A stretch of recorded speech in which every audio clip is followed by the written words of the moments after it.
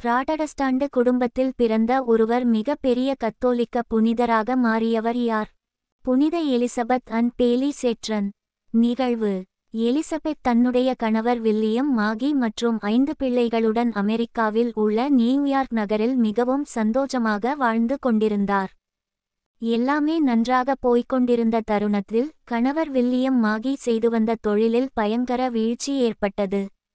அந்த வீழ்ச்சியிலிருந்து அவரால் மீண்டு வரவே முடியவில்லை. ஆகவே அவர் தன்னுடைய மனைவி மற்றும் பிள்ளைகளுடன் இத்தாலிக்குச் சென்று அங்கு தொழில் தொடங்கலாம் என்று முடிவு செய்தார். அதன்படி அவருடைய குடும்பம் இத்தாலிக்கு குடிபெயர்ந்தது. இத்தாலிக்குச் சென்ற புதிதில் எலிசபெத்தின் குடும்பம் பில்லிக்கி என்ற கத்தோலிக்க கிறிஸ்தவருடைய இல்லத்தில் தங்கியிருந்தது. எலிசபெத்தின் குடும்பம் அடிப்படையில் புராட்டஸ்டன்ட் சபையை சார்ந்தது. அதுவும் அச்சபையில் பிடிப்பில்லாமல் இருந்தது. பில்லிக்கி என்ற கத்தோலிக்க கிறிஸ்தவர் வாழ்ந்து வந்த வாழ்க்கையையும் நற்கருணை ஆண்டவர் மீதும் மரியன்னையின் மீதும் புனிதர்கள் மீதும் அவர் கொண்டிருந்த பக்தியையும் கண்டு வியந்து போய் சில நாட்களிலேயே அவரும் அவருடைய குடும்பமும் கத்தோலிக்க சபைக்கு வந்தது. ஒருவரை கத்தோலிக்க கிறிஸ்தவ மறைக்குள் கொண்டுவர நாம் கிறிஸ்துவை குறித்து மணிக்கணக்காக போதிக்க வேண்டும் என்பதில்லை, கிறிஸ்துவின் போதனைகளின் வாழ்ந்தாலே போதுமானது என்பதை மேலே உள்ள நிகழ்வின் வழியாக அறிந்து கொள்ளலாம். வாழ்க்கை வரலாறு: எலிசபெத் ஆன் பேலி சேட்ரேன் 1774 ஆண்டு ஆகஸ்ட் மாதம் 28ஆம் நாள் நியூயார்க் நகரில் இருந்த ஓர் உயர்குடியில் பிறந்தார். இவருடைய தந்தை ஒரு மருத்துவர் மற்றும் பேராசிரியர். எலிசபெத் சிறுவயது முதலே பக்தியில் சிறந்து விளங்கினார். விவிலியம் வாசிப்பதில் அதிக ஆர்வம் காட்டி வந்தார். மட்டுமல்லாமல் ஏழை எளியவர் மீது மிகுந்த அக்கறை காட்டி வந்தார். சிறுவயதில் ஏழை எளியவர் மீது அவர் கொண்டிருந்த அன்பும் அக்கறையும் தான் பின்னாளில் அவரை அவர்களுக்காக ஏராளமான நல்ல காரியங்களைச் செய்ய தூண்டியது. எலிசபெத்துக்கு 20 வயது நடக்கும்போது, அதாவது 1794ஆம் ஆண்டு, வில்லியம் மாகி என்பவருக்கு அவர் மணமுடித்து கொடுக்கப்பட்டார். வில்லியம் மாகியுடனான இல்லற வாழ்க்கை எலிசபெத்துக்கு மிகவும் மகிழ்ச்சிகரமாக போனது. இறைவன் அவருக்கு 5 பிள்ளைகளை கொடுத்து ஆசிர்வதித்திருந்தார். எல்லாம் நன்றாக போய்கொண்டிருந்த தருணத்தில் எலிசபெத்தின் கணவர் செய்து வந்த தொழில் வீழ்ச்சியுறத் தொடங்கியது. அந்த வீழ்ச்சியிலிருந்து எழ அவர் எவ்வளவோ முயன்றபோதும் அவரால் எழ முடியவில்லை. இதனால் எலிசபெத்தின் குடும்பம் இத்தாலியில் குடிபுகுந்தது. இத்தாலியில் குடியேறிய சில நாட்களிலேயே எலிசபெத்தின் கணவர் வில்லியம் மாகி இறந்து போனார். அப்போது அவர் அடைந்த துயருக்கு அளவே இல்லை.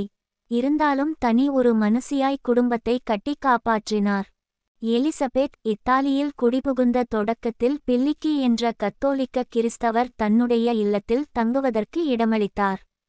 அவருடைய எடுத்துக்காட்டான வாழ்க்கை எலிசபெத்தை கத்தோலிக்க திருமறையை தழுவுவதற்கு தூண்டுகோலாக இருந்தது. எலிசபெத் கத்தோலிக்க திருமறையை தழுவியதால் அவருடைய குடும்ப உறுப்பினர்களிடமிருந்து பயங்கர எதிர்ப்பு கிளம்பியது. எத்துணை எதிர்ப்பு கிளம்பியபோதும் அவர் தான் கொண்ட கொள்கையிலிருந்து பின்வாங்கவே இல்லை. சிறிது காலம் இத்தாலியில் இருந்து பணியாற்றிய எலிசபெத் அதன் பின்னர் கனடாவில் உள்ள பால்டிமோர் பகுதிக்குச் சென்று அங்கு பெண்களுக்கென பள்ளிக்கூடம் ஒன்றை தொடங்கினார். ஐரோப்பா கண்டத்திலே பெண்களுக்கென முதன்முதலாக கல்வி நிறுவனம் தொடங்கிய பெருமை எலிசபெத்தையே சாரும். கல்வி நிறுவனம் மட்டுமல்லாமல் ஏழை குழந்தைகளுக்கென தர்ம விடுதிகளையும் அவர் அமைத்தார். அதன் மூலம் ஏராளமான குழந்தைகள் பயன்பெற்றார்கள். மேலும் பள்ளிக்கூடம் ஒன்றையும் ஆசிரியர்களையும் அமெரிக்க கலாச்சார அடிப்படையில் உருவாக்கினார். இவரது பணிகள் பல்வேறு மக்களை கவர்ந்தன. ஏராளமான மக்கள் மேய்மறைக்கு வந்தனர்.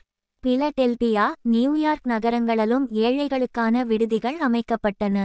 எலிசபெத் இறைவன் தனக்கு கொடுத்த எழுத்து திறமையை கொண்டு நிறைய ஆன்மீக புத்தகங்களை எழுதினார். அது பின்னாளில் அவர் நிறுவிய சிஸ்டர்ஸ் ஆஃப் சேரிட்டி என்னும் சபையின் வேத புத்தகமாக அமைந்தது. எத்தகைய பணிகளுக்கு மத்தியிலும் இவர் நோயாளிகளை கவனித்துக் கொள்ள தவறியதில்லை. நோயாளிகளுக்குச் செய்கின்ற சேவையை ஆண்டவர் இயேசுவுக்குச் செய்வதாகவே அவர் உணர்ந்தார்.